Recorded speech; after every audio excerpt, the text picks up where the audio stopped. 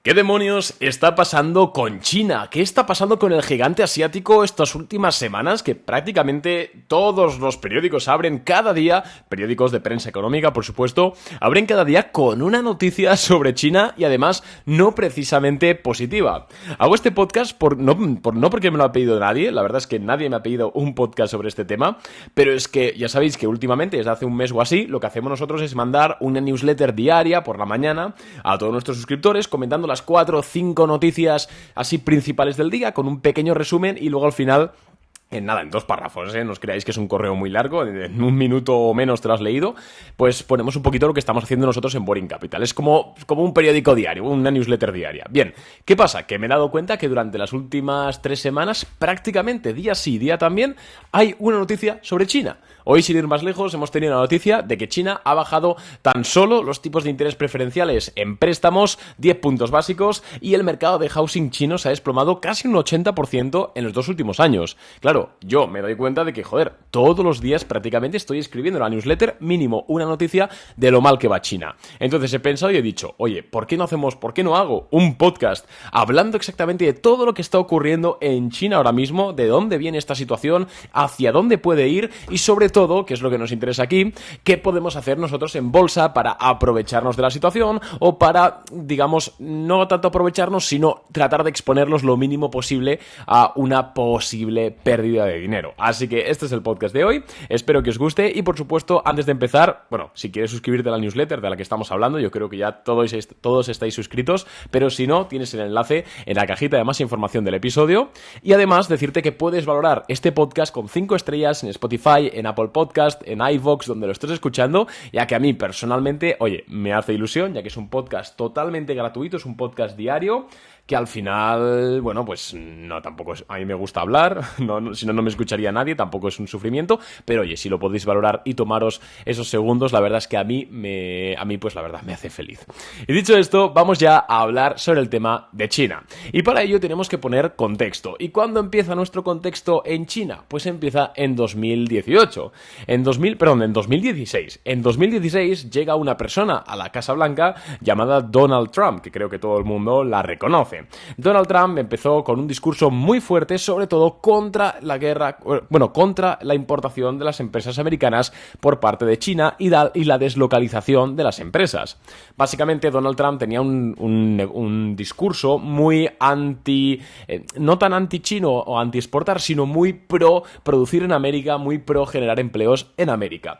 Y por ello, la política de Donald Trump se centró en la política exterior comercial de Donald Trump, o del Ejecutivo Republicano de Donald Trump, se centró en atacar en una guerra comercial contra China, ¿por qué no decirlo? Con todos los frentes abiertos. Aranceles por doquier, por aquí y por allá, ahora te subo el precio de la importación de esto, ahora no te exporto tal. Digamos, una guerra en toda regla contra el gigante asiático. Recordemos que el gigante asiático lleva prácticamente 20 años siendo el mayor exportador y la fábrica del mundo, lo cual pues no era ninguna tontería por aquel momento. China le estuvo aguantando el pulso a Donald Trump hasta el año 2018-2019, sobre todo 2018, que fue cuando las cosas se empezaron a poner serias para los dos países. Ambos países empezaron a sentirse bastante resentidos de que pues estuviesen tirando piedras comercialmente hablando unos a otros. Y China fue el que finalmente dio el brazo a torcer y Estados Unidos terminó ganando esa guerra comercial, ya que China, por mucho que a los analistas les guste decir que es el que crece muchísimo, que es verdad que crece muchísimo, que es la futura economía, etcétera, la verdad es que no tiene una estructura productiva tan asentada como Estados Unidos y digamos que por H o por B, y por supuesto dicho de forma muy resumida, ¿vale? Esto hay matices, se puede estar horas hablando de la guerra comercial, la ganó entre comillas Estados Unidos y Donald Trump. Es por eso que en el año 2018 vimos una caída en bolsa del 20-25%, los que estabais invirtiendo en aquel entonces seguro la recordáis, en el S&P 500, y en 2019 vimos un gran rally. ¿Por qué? Porque Estados Unidos al final se salió con la suya, las empresas americanas consiguieron volver a importar material chino a un precio bastante bajo y la verdad es que pues salió ganando Estados Unidos. Llega el año 2020 y en el año 2020 ocurre una pandemia mundial. Yo creo que todo el mundo se acuerda, ¿no? ¿Qué ocurre con esto? Lo que ocurre con esto es que China adopta un enfoque muy distinto al del mundo occidental para superar la pandemia. Y este enfoque consiste en la política COVID-0. Y es que después de desarrollar sus propias vacunas y sus propias soluciones para el COVID, parece ser, insisto, porque esto al final es muy opaco, todo el tema de las vacunas ha sido muy opaco, tanto en el mundo occidental como en el mundo asiático oriental. Parece ser que la cura o la vacuna que desarrolla China para el COVID-19 es menos efectiva que las soluciones que desarrollan en Europa. ¿Qué sucede con esto? Esto sucede, bueno, ¿qué implica esto? Lo que implica esto es que China tenga que afrontar políticas más fuertes para de alguna forma mantener a raya el virus. A diferencia de, por ejemplo, Gran Bretaña, que apostó por una estrategia, que no digo que sea mejor o peor, simplemente digo lo que hay. Gran Bretaña adoptó una estrategia de inmunidad de rebaño, de, a ver, vamos a contagiarnos todos y así desarrollamos una inmunidad. A diferencia, en contraposición de eso, China adoptó la política de COVID-0. Básicamente eran políticas súper estrictas, súper restrictivas, tanto económicamente como socialmente. Hacían cuarentenas por regiones cuando se detectaban brotes que superaban una media. Y en definitiva estuvieron así prácticamente un año, cercando ciudades enteras con millones de habitantes, porque una ciudad en China no es una ciudad en Alemania, o incluso no es ni una ciudad en Estados Unidos. Una ciudad en China igual tiene 10 millones de habitantes o 20 millones de habitantes. Es una auténtica locura. Cercando regiones, cercando ciudades, ahora paralizando comercio, ahora tal. Y a esto hay que sumarle en que el gobierno chino empezó a tomar decisiones un poco extrañas en cuanto a empresas que cotizaban en Estados Unidos siendo chinas. Ya sabéis que China es una dictadura al final y pues como todas las dictaduras tiende a no ser muy transparente con los datos económicos. ¿Qué ocurre? Que si nosotros tenemos una empresa que es china, que el 60% de sus ingresos proceden de China, pero cotiza en Estados Unidos, lo que pasa es que los reguladores americanos a la empresa le piden documentos, le piden información. ¿Qué pasa? Que China sabe que si esa empresa le da información a la SEC, a la reguladora de Estados Unidos, ya sea incluso a través de cuentas anuales o informes de earnings, o sea, tampoco nada así FBI, no, simplemente presentaciones normales, pues el gobierno chino sabe que se pueden llegar a deducir cosas de la situación económica actual de China. Entonces ahí empezó una especie de pseudoguerra, y ya con Joe Biden al mando, es importante decir esto, una especie de pseudoguerra entre los reguladores chinos y los reguladores americanos. Aquí, si recordáis, los que lleváis 2-3 años escuchando el podcast, sabéis que hemos hablado mucho de esto, del peligro del deslisting, es decir, de quitar de la bolsa americana empresas que cotizaban en China.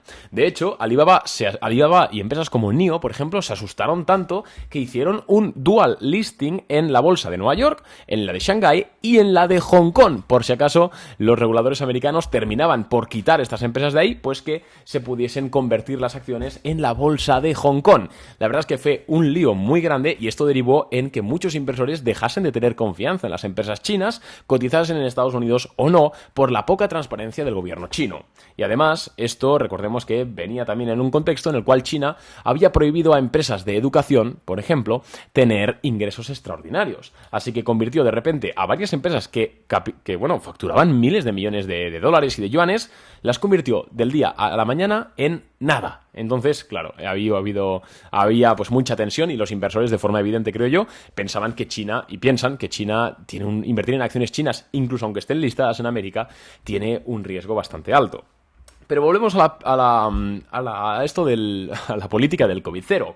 El COVID-0 básicamente paralizó la economía y bueno, fue un desastre a nivel económico, pero hasta aquel momento era algo lógico. No se entendía por parte del gobierno chino, o al menos los occidentales, los economistas occidentales, no entendíamos por qué China estaba haciendo eso y estaba sacrificando su economía, pero entendíamos que obviamente si hay cuarentenas en ciudades de millones de habitantes, es lógico que el PIB, el PMI y distintos indicadores económicos pues sean menores de lo esperado. Es algo lógico. ¿Qué pasa? Que llega el año 2022 y China levanta esta política del COVID-0 y empiezan una campaña llamada la recuperación. Muchos analistas, y os voy a decir, hablando un poco en plata, se motivaron más de la cuenta pensando en que esta recuperación iba a ser una recuperación en V, prácticamente como la que tuvo el mundo occidental en el tema del COVID.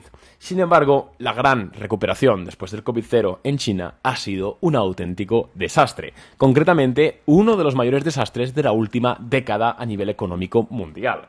Y es que estamos viendo durante los últimos trimestres que China está presentando datos económicos muy, muy negativos que, aunque insisto, China sigue siendo muy opaca y de hecho prohíbe a sus propios economistas y a sus propios analistas hablar de recesión, para que os hagáis una idea, claramente los datos económicos que nos llegan, estén maquillados o no, son muy malos. En primer lugar, los datos de PMI manufacturero de China son llevan siendo varios trimestres ya muy decepcionantes y por supuesto muy por debajo de lo que los analistas estiman. La producción industrial en China está desplomándose. Pero es que no es solo eso. Al principio eso sí que lo podríamos llegar a justificar, de que están saliendo del COVID-0, de que pues al final también había un periodo inflacionario en todo el mundo, el tema de la guerra en Ucrania, pues eso también ha afectado un poco, quizás no directamente a China, pero sí indirectamente, ¿no? Como socio comercial.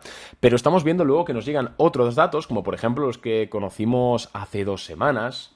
Los datos de importaciones y de exportaciones de China, que son uno de los datos principales para este tipo de países que tiene un gran crecimiento, porque al final el crecimiento de los países emergentes, aunque ya es un debate si China es emergente o ya no es emergente, pero bueno, el crecimiento de este tipo de países que inicialmente parten desde un punto de partida menor que el resto de países occidentales, son las exportaciones, ¿vale? Y las importaciones puede ser, pero las exportaciones sobre todo, porque viven de exportar a precios menores.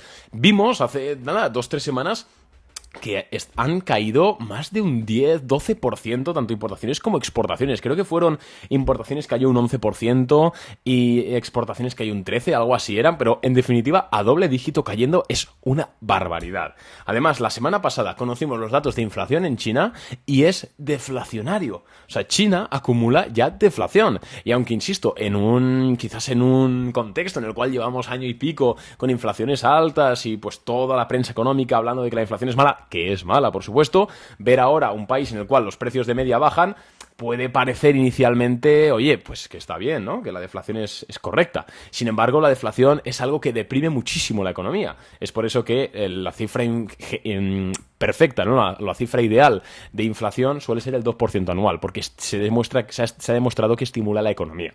Pues bien, todo esto al final ha sumado en que China está que nos demos cuenta de que China está en una profunda crisis. El viernes conocimos datos de housing en China, del mercado inmobiliario.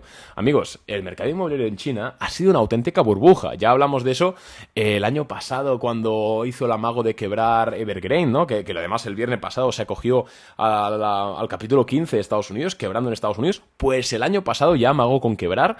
Y hablamos de esto, ¿no? Que es que China ha tenido una burbuja inmobiliaria increíble. En China hay ciudades enteras sin ningún habitante, con edificios de 20 plantas, de 500 viviendas, 400 viviendas, sin ningún habitante. Eso es porque China se ha dedicado a crecer vía una suerte de política keynesiana, ¿no? De construcción.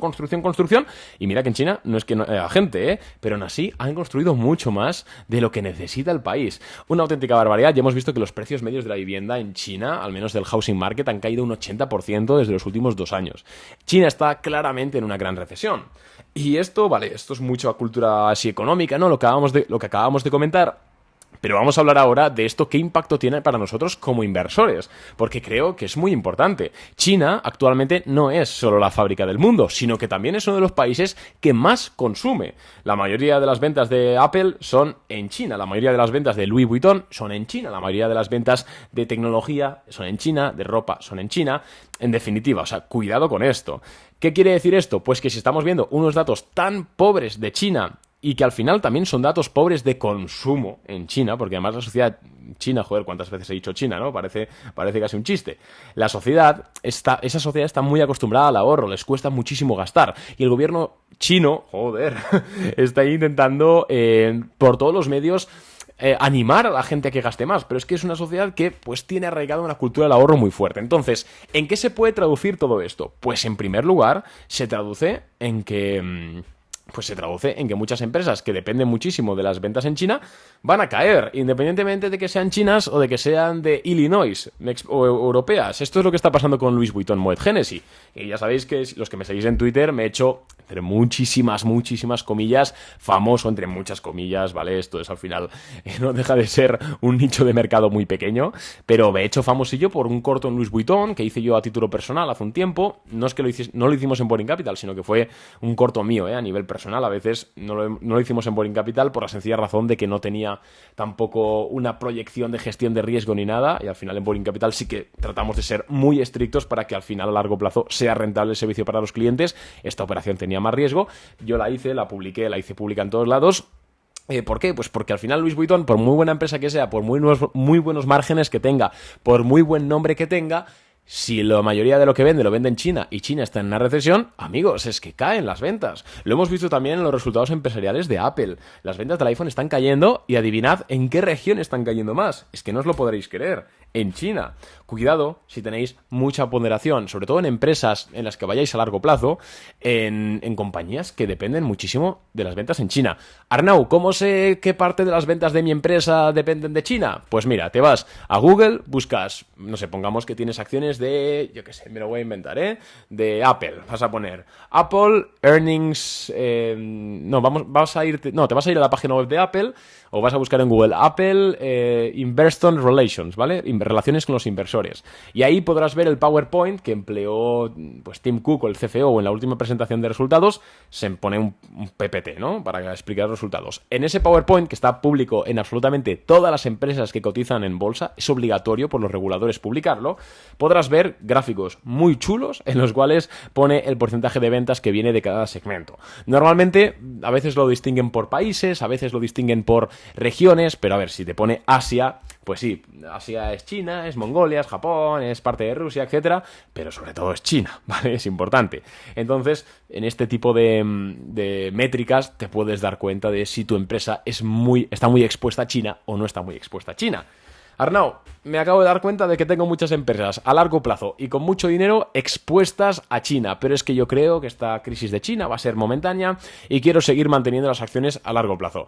¿Qué me recomiendas? ¿Me recomiendas vender, no vender, vender parte? ¿Qué hago? Yo, bajo mi punto de vista, lo que haría sería cubrir las posiciones totalmente o parcialmente con opciones. Lo hemos hablado muchas veces, los que estáis en el cursillo, en el programa de verano de opciones, ya sabéis hacer esto.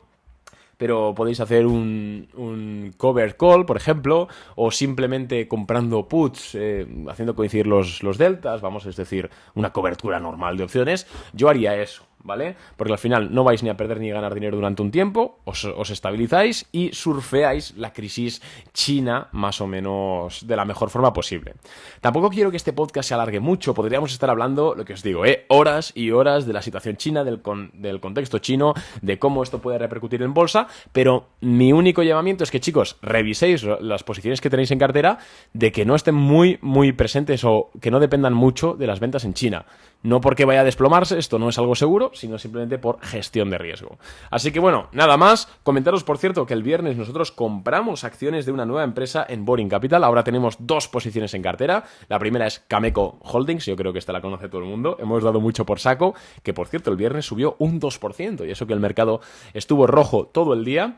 Y compramos una nueva empresa, que la verdad es que es muy famosa, os sonará a todos. A ver qué tal nos sale. Tiene riesgo, es decir, es una posición de alto riesgo. Ya informamos a los clientes con tal, pero puede salir bien, y si sale bien, ojo, que puede ser muy atractiva.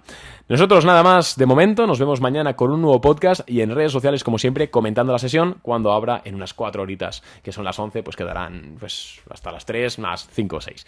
Un abrazo, chicos, adiós.